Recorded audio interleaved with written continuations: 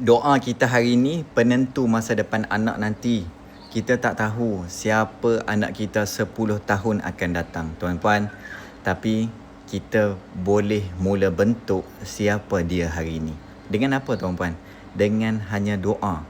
Kita bukan tunggu anak gagal baru kita nak doa. Jangan buat benda ni.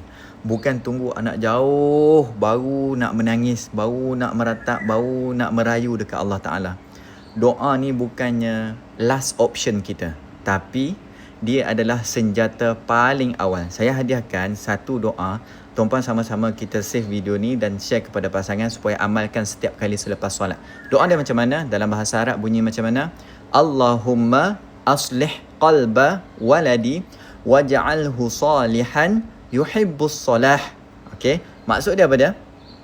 Ya Allah, perbaikilah hati anakku dan jadikan dia anak yang soleh, yang mencintai kebaikan. Yang ni kita pasak daripada awal dia hidup, daripada sekarang, daripada umur dalam perut lagi.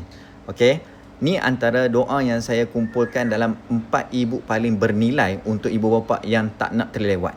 Yang pertama, 100 doa untuk anak ada dalam ni. Yang kedua, doa khusus dari hati seorang ibu. Ada juga dalam tu saya selitkan juga doa untuk anak istimewa.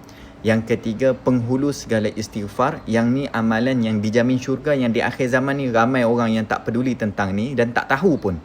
Yang keempat, zikir pagi dan zikir petang. Yang ni pelindung keluarga untuk setiap hari. Tuan-puan, harga asal dia berapa? RM129.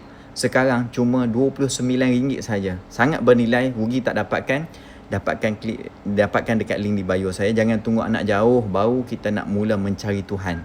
Bermula dengan solat. Setiap kali selepas solat, tuan dan puan terus doa yang saya sediakan. Okey?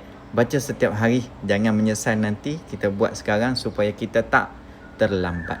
Dapat sesuatu? Saya Tuan Zo. Jemput follow saya. Dan save video ni, share kepada ramai orang lain lagi. Okey? Cepat dapatkan. Sementara ada lagi offer ni. Okey?